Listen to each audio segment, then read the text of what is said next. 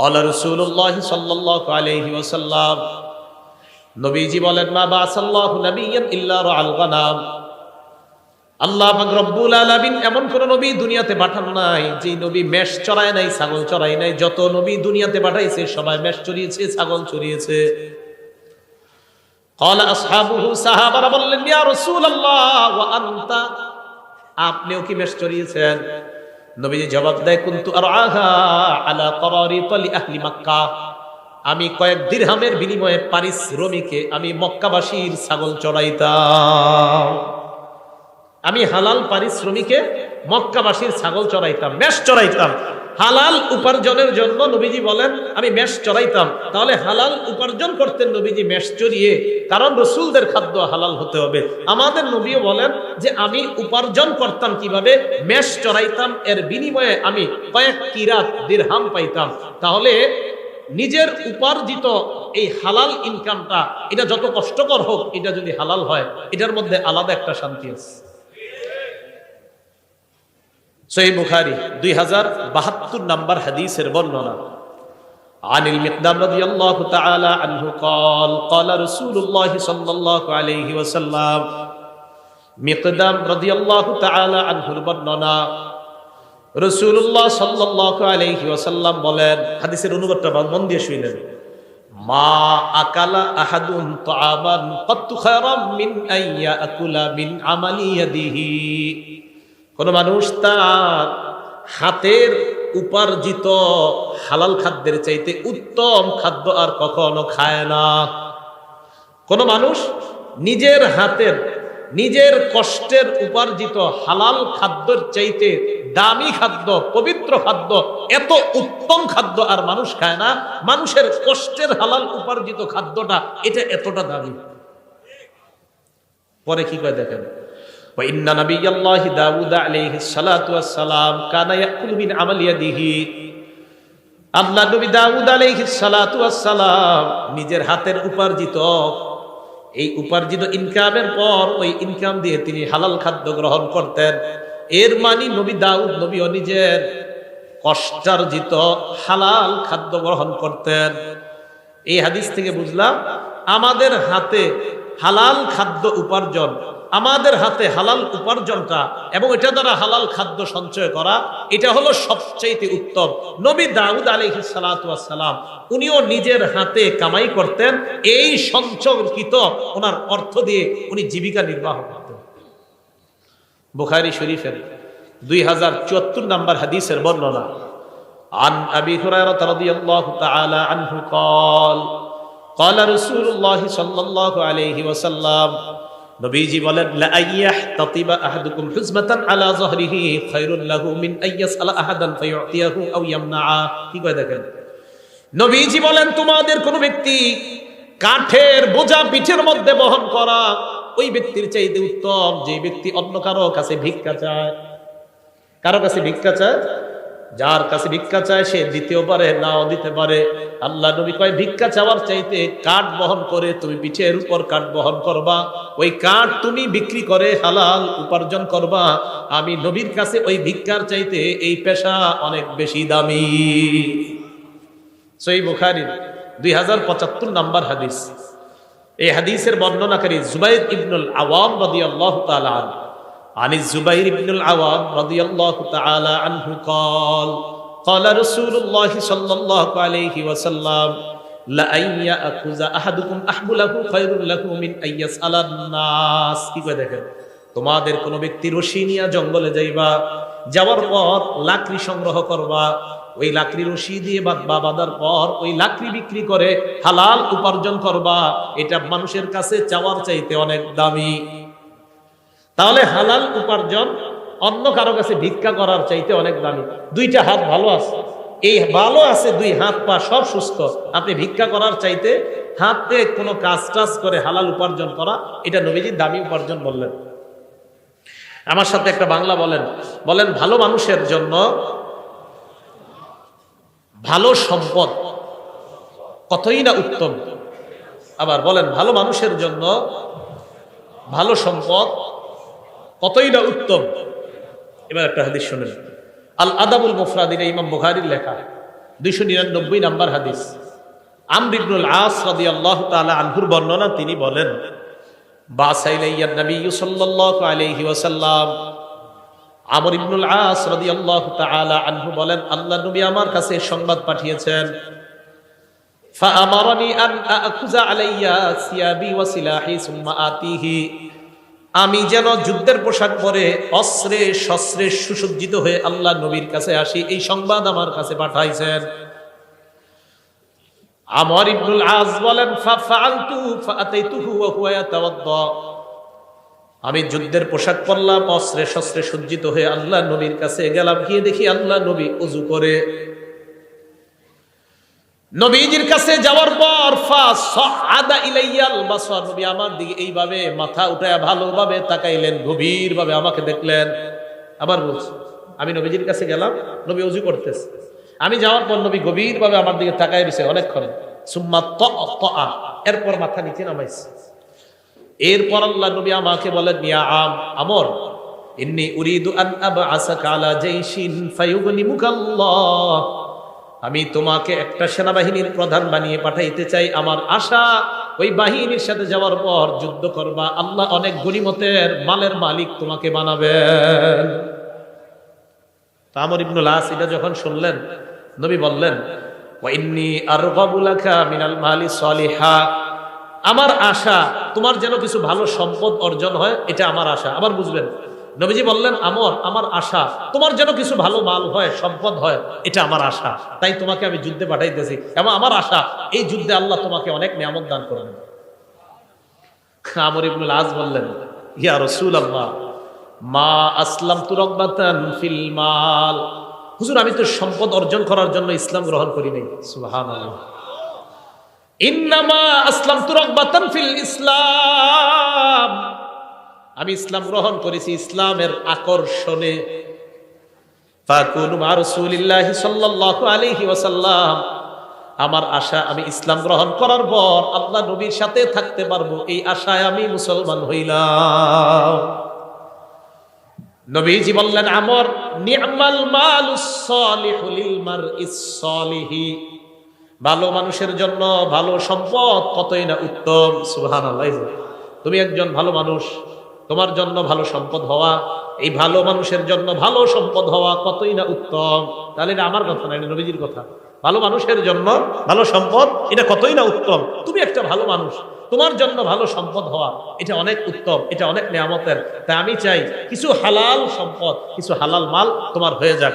ভালো মানুষের হালাল মাল হওয়া এটা দূষণীয় না, বরং ভালো মানুষের ভালো সম্পদ হওয়া এটা কতই না উত্তম, এটা আল্লাহর পক্ষ থেকে তার জন্য নিয়ামত। আল্লাহ আমাদের সকলকে হালাল উপার্জন করার তৌফিক দান করেন। এবার আসেন হালাল হারামের ব্যাপারে কিছু কথা। হালাল উপার্জন বা হালাল খাদ্য খাওয়ার জন্য আল্লাহ আদেশ করেছেন। কে আদেশ করেছেন? এটা সব মানুষদেরকে আদেশ করেছেন। সূরা বাকারা 168 নম্বর আয়াতে আল্লাহ বলেন, ইয়া আইয়ুহান নাস কুলু মিম্মা ফিল আরদি হালালান তাইয়্যিবা, হে মানুষ, পৃথিবীর মধ্যে যা হালাল পবিত্রতা তোমরা খাও। এই আয়াত নাযিল হওয়ার পর সাদ ইবনে আবি ওয়াক্কাস রাদিয়াল্লাহু তাআলা আনহু আল্লাহ নবীকে বললেন, উদউল্লাহ লি আইয়াজআলানি মুস্তাজাবাদ দাওয়া, ইয়া রাসূলুল্লাহ, আল্লাহর কাছে দোয়া করেন আল্লাহ যেন আমাকে মুস্তাজাবুদ দাওয়া বানায়া দেয়। বলেন মুস্তাজাবুদ দাওয়া, বলেন মুস্তাজাবুদ দাওয়া মানে দোয়া করার সাথে সাথেই কবুল হয়ে যাবে। নবীজিকে বললাম, হুজুর আপনি আমার জন্য দোয়া করেন যেন আমি দোয়া করার সাথে সাথেই আমার দোয়া কবুল হয়ে যায়, আল্লাহ যেন আমারে এমন বানায় দেয়। তো এদেরকে বলা হয় মুস্তাজাবুদ দাওয়া। বলেন কি বলা হয়? নবীজি বললেন, ইয়া সাআদ আতিম মাতআমাক তাকুন মুস্তাজাবাদ দাওয়া, সাআদ হালালটা পবিত্র করো, সাআদ খাবারটা পবিত্র করো, সাআদ খাবারটা পবিত্র করো, সাআদ হালাল খাদ্য খাও, তাকুন মুস্তাজাবাদ দাওয়া, পেটে হালাল লুকাও, তুমি মুস্তাজাবুদ দাওয়া হয়ে যাবা। পেটে যদি হালাল খাবার যায়, আল্লাহর কাছে যা বলবা আল্লাহ তাই কবুল করবেন। হালাল খাও, হালাল খাও, মুস্তাজাবুদ দাওয়া হয়ে যাবে। তাহলে বলেন দোয়া কবুলের জন্য শর্ত কি? খাওয়া হালাল, ভিতরে হালাল, হালাল ঢুকাইতে হয়। সূরা নাহল 114 নম্বর আয়াত আল্লাহ বলেন, ফাকুলু মিম্মা রাযাকাকুমুল্লাহু হালালান তাইয়্যিবা। আল্লাহ যে রিজিক তোমাদেরকে দিয়েছেন তা থেকে পবিত্র হালাল যে রিজিক তা তোমরা গ্রহণ করো। ওয়াশকুরু নি'মাতাল্লাহ, এবং আল্লাহর নিয়ামতের শুকরিয়া আদায় করো। বলেন আমার সাথে, হালাল খাবো, বলেন, আর আলহামদুলিল্লাহ বলবেন। হালাল খাবো, শুকরিয়া আদায় করবেন। তো আল্লাহ বলেন তোমরা হালাল খাও আর শুকরিয়া আদায় করো, হালাল খাও, শুকরিয়া আদায় করো। আর হালালকে যত শুকরিয়া আদায় করবেন তত আপনার নেয়ামত আল্লাহ পাক রব্বুল আলামিন বাড়িয়ে দিবেন। হালাল খাদ্যের জন্য আল্লাহর কাছে দোয়া করবেন। তিরমিজি শরীফের 2361 নম্বর হাদিসের বর্ণনা, ক্বালা রাসূলুল্লাহ সাল্লাল্লাহু আলাইহি ওয়াসাল্লাম, নবীজি বলেন, আল্লাহুম্মা জাআল রিজকা আলি মুহাম্মাদিন কুতা। নবীজি আল্লাহর কাছে দোয়া করতেন, আল্লাহ মুহাম্মদ সাল্লাল্লাহু আলাইহি ওয়াসাল্লামের পরিবারের জন্য জীবন ধারণের উপযোগী হালাল খাদ্যের ব্যবস্থা করে দেন। সুখী মানুষের তিনটা অবস্থা নবী বলছেন। একজন মানুষের মাঝে 3 গুণ পাওয়া গেলেই সে সুখী। বলেন কয় গুণ? 3টা গুণ যদি আগামীকাল সকালে আপনার মাঝে পাওয়া যায় তাহলে বুঝবেন আগামীকাল আপনি সুখী। কয় গুণ? হ্যাঁ, কালকে পাওয়া গেলে কালকেই সুখী। দলিল তিরমিজি শরীফের 2346 নম্বর হাদিসের বর্ণনা, 2346। ক্বালা রাসূলুল্লাহ সাল্লাল্লাহু আলাইহি ওয়াসাল্লাম, নবীজি বলেন, মান আসবাহা মিনকুম আমিনান ফি সিরবিহি। তোমাদের মধ্যে কোনো মানুষ যদি সকাল অবস্থা হয় এমন অবস্থায় তার পরিবার নিয়ে সে নিরাপদে আছে। 1 নাম্বার, তোমাদের মধ্যে যদি কারো সকাল এমন অবস্থায় হয় সে পরিবারের মধ্যে নিরাপদ, পরিবার সহ পুরা নিরাপদে আছে। 1। 2 নাম্বার, মুআফান ফি জাসাদিহি, শরীরটা সুস্থ আছে।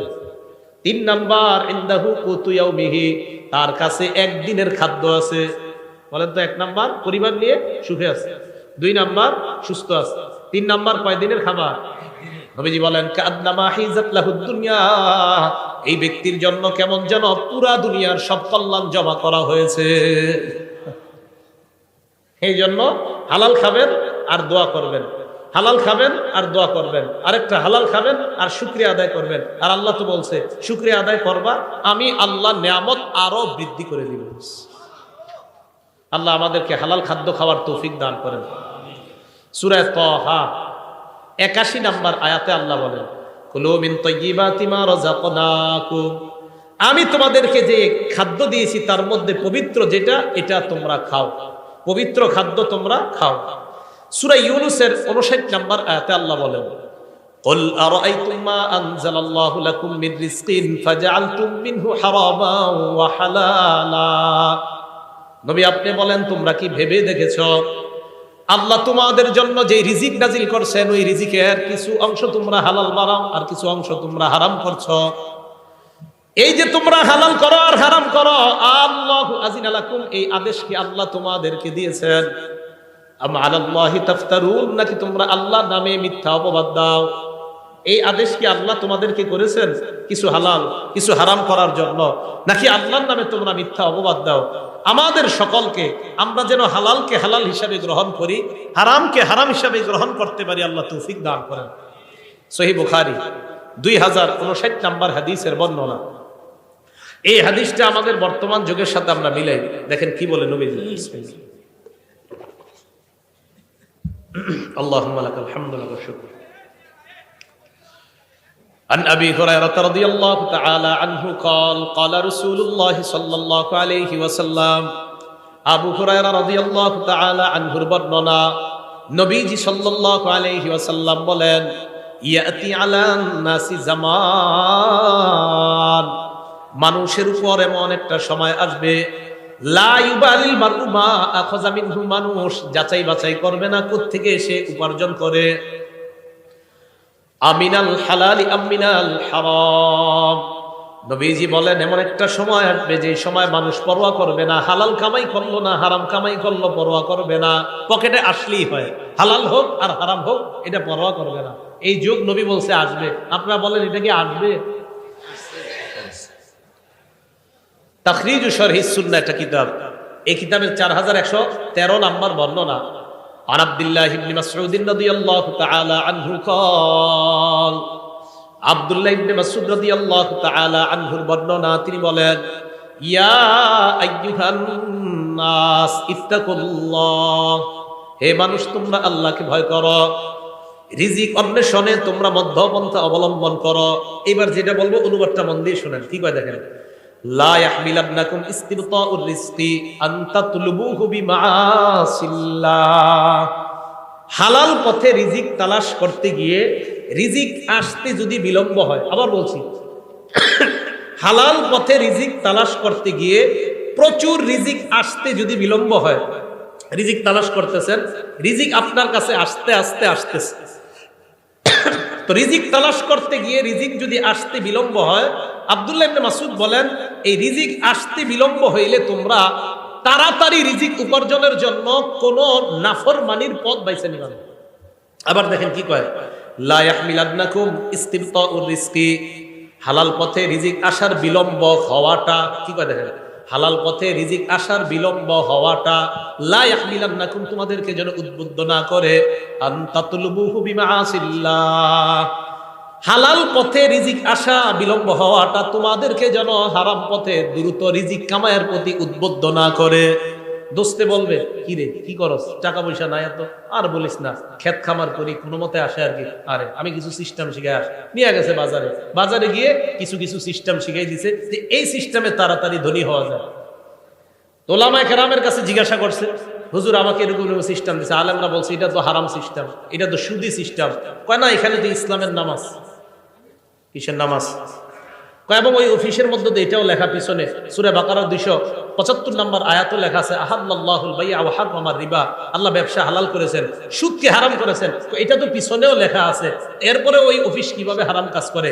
ইসলামের লেভেল, কোরআনের আয়াত আর হাদিস পিছনে লাগায়া সুদের কারবার যদি কেউ করে, এটা কিয়ামত পর্যন্ত হালাল হবে না, হারাম, এটা হারামই থাকবে। তাহলে লেভেল লাগাইলে হারাম হালাল হয়ে যায় না। কি কথা বুঝে আসছে? আচ্ছা, তিরমিজি শরীফের 2376 নম্বর হাদিসের বর্ণনা, হাদিসটা মন দিয়ে শুনেন। দুটি ক্ষুধার্ত নেকড়ে বাঘ একটি বকরির পালের মধ্যে পাঠায়া দিয়েছেন, অনেকগুলা বকরির পালের মধ্যে দুটি ক্ষুধার্ত বাঘ পাঠায়া দিয়েছেন। বকরি থাকবে না সব শেষ হবে? ক্বালা রাসূলুল্লাহ সাল্লাল্লাহু আলাইহি ওয়াসাল্লাম, নবীজি বলেন, মা জিবান জাইআন উরসিলা ফি গনামিন বিআফসাদালাহা মিন হিরসিল মারই আলাল মালি ওয়াশ শারাফি লিদীনিহি। নবীজি বলেন, ক্ষুধার্ত দুইটা বাঘ বকরির পালের মধ্যে পাঠানোর পর এই ক্ষুধার্ত বাঘ বকরিগুলোর জন্য যতটা ক্ষতিকারক, এর চাইতে কোনো মানুষ সম্পদের লোভ আর মর্যাদার লোভ যদি করে, ওই মানুষের জন্য তার দিনের জন্য এর চাইতে বেশি ক্ষতিকারক। আবার বলছি, সম্পদের লোভ, মর্যাদার লোভ, দুইটা ক্ষুধার্ত নেকড়ে বাঘ বকরির পালের জন্য যতটা না ক্ষতিকারক, নবীজি বলেন সম্পদের লোভ আর মর্যাদার লোভ একটা মানুষের ধর্মের জন্য এর চাইতে বেশি ক্ষতিকারক। কেন? যে আমার সম্পদ দরকার, কি আমার 10 কোটি টাকা লাগবে, এটা হালাল পথে হোক আর হারাম পথে হোক সমস্যা নাই, লাগবে 10 কোটি। বলেন এটা কি তার ধর্ম ঠিক থাকলো না ক্ষতি হয়ে গেল? আবার মর্যাদা, ওই চেয়ারে আমাকে বসতে হবে, কিভাবে বসবো আমি জানি না, বসতেই হবে। বলেন এখন যদি অনৈতিক কোনো পথ বেছে নেয়, এটা কি তার মর্যাদা, তার ধর্মের জন্য এটা কি ঠিক থাকলো না ক্ষতিকারক হয়ে গেল? তাহলে মর্যাদা এবং সম্পদের লোভ, এই দুই লোভ মানুষের ধর্মের জন্য এতটা ক্ষতিকারক, যতটা না ক্ষতিকারক ক্ষুধার্ত নেকড়ে বাঘ বকরির জন্য, এর চাইতে বেশি ক্ষতিকারক মানুষ সম্পদের লোভ অনৈতিক পন্থায় করা, আর মর্যাদার লোভ অনৈতিক পন্থায় করলে তার চাইতে বেশি ক্ষতিকারক হয়। তিরমিজি শরীফ 2416 নম্বর হাদিসের বর্ণনা, ক্বালা রাসূলুল্লাহ সাল্লাল্লাহু আলাইহি ওয়াসাল্লাম, নবীজি বলেন, লা তাজুলু কদামা ইবনি আদম হাত্তা ইউসআলা আন খামস, বনি আদমের পা, দুই পা নড়বে না কিয়ামতের ময়দানে 5 প্রশ্ন করার আগ পর্যন্ত। বলেন কয় প্রশ্ন? 1 নাম্বার আন উমরিহি ফিমা আফনা, জীবন কোন কাজে কাটাইছেন। 2 নাম্বার আন শাবাবিহি ফিমা আবলা, যৌবন কোথায় নষ্ট করছেন, রাত 12টার পর দরজা লাগিয়ে মোবাইলটা সামনে নিয়ে যৌবন কি নষ্ট করেছেন কিনা, কিয়ামতের মাঠে এটার হিসাব দিতে হবে। 3 নাম্বার ওয়ান মালিহি মিন আইনা ইকতাসাবা, এটা বুঝেন, সম্পদ কোন পথে কামাই করেছেন, হালাল পথে কিনা। 4 নাম্বার ওয়া ফিমা আনফাকা, কোথায় ব্যয় করেছেন, হালাল পথে কিনা, এই জায়গাটা একটু বুঝতে হবে। 3 নাম্বার সম্পদ হালাল পথে কামাই করেছেন কিনা। 4 নাম্বার হালাল পথে ব্যয় করেছেন কিনা। অনেকে মাশাআল্লাহ সম্পদ হালাল পথেই কামাই করে, করার পর এটা দিয়ে 58 ইঞ্চি একটা টেলিভিশন কিনে। তাহলে হালালটা লাগলো কোথায়? হারামে। তাহলে হালাল পন্থায় টাকা কামাইলেন আপনি, কামাই করার পর আপনি এবার এই হালাল টাকা দিয়া বিশাল বড় একটা স্ক্রিনের ব্যবস্থা করলেন সিনেমা দেখার জন্য, তাহলে টাকা কোথায় লাগাইলেন? এটার জবাব দিতে করতে হবে। তো 3 নাম্বার হালাল পথে কামাইছেন কিনা, 4 নাম্বার হালাল পথে ব্যয় করেছেন কিনা, 5 নাম্বার ওয়ান ইলমিহি ফিমা বিমা যা আমিলা ফিমা আলিমা, আপনি যা জানলেন সেই অনুযায়ী আমল করেছেন কিনা, এটা কিয়ামতের মাঠে জিজ্ঞাসা করা হবে। এই জায়গাটা একটু বুঝেন। একটু আগে আমি হালাল হারামের ওয়াজ করছি না, জোরে বলেন। সুদ কি? হালাল পন্থায় টাকা কামাই করে হারাম পথে ব্যয় করা, এটা কি জায়েজ না নাজায়েজ? এই যে আমার থেকে বিষয়টা জানলেন, একটা বিদ্যা জানলেন কিনা, জানার পরে যদি আপনি ঠিক মতো আমল না করেন কিয়ামতের মাঠে এটা জবাবদিহিতা করতে হবে। 5 নাম্বার প্রশ্ন, তুমি যা জানলা ওই জানা অনুযায়ী আমল করছো কিনা। এই যে এতক্ষণ পর্যন্ত আপনি জানলেন হালাল কোনটা হারাম কোনটা, এখন আমার থেকে যে জানলেন তার মানে একটা বিদ্যা জেনে ফেললেন, এই বিদ্যা অনুযায়ী সঠিকভাবে আমল করছেন কিনা এটা কিয়ামতের মাঠে আপনাকে জিজ্ঞাসিত হতে হবে। সুদ কি জানছেন নি? জোরে বলেন, সুদ কি? এটা কি জানছেন? তো খবর আছে। আল্লাহ বুঝার তৌফিক দান করেন। এখন আপনি সঠিক পথে চলার জন্য কি দরকার? আপনি যার সাথে চলাফেরা করবেন এই মানুষটা ভালো হতে হবে। বুঝেন নাই? যার সাথে চলবেন তিনি কি হতে হবে? তিরমিজি শরীফ 378 নম্বর হাদিস, আল্লাহ রাসূলুল্লাহ সাল্লাল্লাহু আলাইহি ওয়াসাল্লাম নবীজি বলেন, আর রাজুলু আলা দীনি খালিলিহি ফালয়ানজুর আহাদুকুম মাইয়ুখালিল। নবীজি বলেন মানুষ তার বন্ধুর রীতিনীতির অনুসারী হয়। তোমাদের প্রত্যেকে যেন চিন্তা করে কাকে বন্ধু বানাও। সুদখোরকে যদি বন্ধু বানান আপনারও এটা সুদখোর বানাবে। বন্ধু কারে বানাইতেছেন এটা আপনি বুঝে শুনে বানাইতে হবে। মানুষ তার বন্ধুর রীতিনীতির অনুসারী হয়, অতএব মানুষ যেন চিন্তা করে যে সে কাকে বন্ধু বানায়। আল্লাহ আমাদের জীবনে একজন প্রকৃত বন্ধু আল্লাহ আমাদেরকে ব্যবস্থা করে দেন। সহিহ বুখারীর একটা বর্ণনা শোনেন, 3842 নম্বর হাদিসের বর্ণনা। আবু বকর সিদ্দিক রাদিয়াল্লাহু তাআলা আনহুর এক আশ্চর্য ঘটনা। ওনার একজন গোলাম ছিল, আম্মা জান আয়েশা সিদ্দিকার বর্ণনা, কানা লি আবি বকর সিদ্দিক রাদিয়াল্লাহু তাআলা আন গুলাম কানা ইখরিজু লাহুল খরাজ। আবু বকর সিদ্দিক রাদিয়াল্লাহু তাআলা আনহুর একজন গোলাম, তিনি কর বের করতেন। আবু বকর সিদ্দিক রাদিয়াল্লাহু তাআলা আন এই কর যে বের করে আনতেন এটা থেকে তিনি খাইতেন। একদিন এই গোলাম কি করছে, ফাজাআ বিশাইইন, একদিন কি জানি একটা নিয়ে আসছে, আনার পর আবু বকর সিদ্দিককে বললেন এটা খান। আবু বকর সিদ্দিক এটা খাইলেন। খাওয়ার পর গোলাম বলে, আতাদেরি মা হাযা, আপনি কি জানেন আপনি কি খাইছেন? কয় কেন, কি হইছে? কয় কুনতু তাকাখানতু ফিল জাহিলিয়া, আমি জাহিলি যুগে গণনা করতাম, ভাগ্য গণনা করতাম। কি গণনা করতাম? ভাগ্য। কয় মা উহসিনুল কাহানা ইল্লা আন্নী খাদাতুহু, আমি ভাগ্য গণনা কিছুই জানতাম না, হুদাই মানুষের ধোঁকা দিতাম। আমাদের দেশেও বিভিন্ন ওভারব্রিজের নিচে বিভিন্ন জায়গায় জায়গায় ভাগ্য গণনা করা হয়। হয়তো 100 জনের মধ্যে একজনকে একটা কইছে এটা কোনো মতে লেগে গেছে, ওই একজন গিয়ে আরো 10,000 রে বোকা বানায় এখানে নিয়ে আসে। এগুলা মিথ্যা কথা। এদের কাছে যারা যাবে তাদের ইমানের মধ্যে খতরা এসে যাবে। ভাগ্য গণনা এগুলো বিশ্বাস করবেন না। তো উনি বলেন আমি মানুষের ধোঁকা দিতাম, হুদাই আমি ভাগ্য গণনা করতে পারতাম না। তো কি হয়েছে? আমি যার ভাগ্য গণনা করছি জাহিলি যুগে এরকম একজনের সাথে আমার দেখা হয়ে গেছে আজকে, উনি আমাকে এইগুলা দিছে, আমি আপনারে নিয়ে আসলাম আপনার কাছে। ওই ভাগ্য গণনার যে পারিশ্রমিক, এই পারিশ্রমিক আপনার কাছে আনছি, এটাই আপনি খাইছেন। আবু বকর সিদ্দিক কয় সর্বনাশ। ফাআদখালা ইয়াদাহু, মুখে হাত ঢুকাইছে। ফাকাআ কুল্লা শাইইন ফি বাতনিহি, পেটে যা ছিল মুখে হাত ঢুকায়া সব বমি করে ফেলায় দিছে। সব বমি করে কি করছে? ফালায়া দিছে। তাহলে কি বোঝা গেল?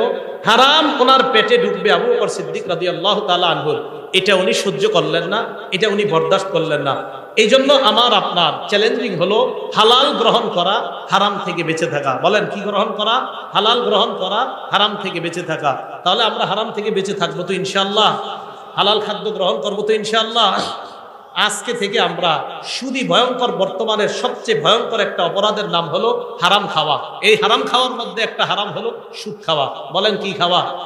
আল আদাবুল মুফরাদের 8 নম্বর হাদিস, একজন ব্যক্তি, বিখ্যাত ব্যক্তি তাবি, তার নাম কয়সালা ইবনে মাইয়াস। মনে থাকবেন আমরা কয়সালা, একটু মনে রাখলে চলবে, ইবনে মাইয়াস আর মনে রাখা দরকার নাই। কয়সালা ইবনে মাইয়াস, তিনি বলেন কুনতু মান নাজদাত, আমি যুদ্ধ বিগ্রহে থাকতাম। ওয়াকাদ আসাবতু যুনুবান লা আরাহা ইল্লা বিনাল কাবাইর, আমি কিছু গুনাহ করছি, এই গুনাহগুলো আমার কাছে কবিরা গুনাহ মনে হয়েছে। ফাযাকারতু যালিকা লিইবনে ওমর, আমি এই গুনাহগুলো আব্দুল্লাহ ইবনে ওমরকে জানাইছি।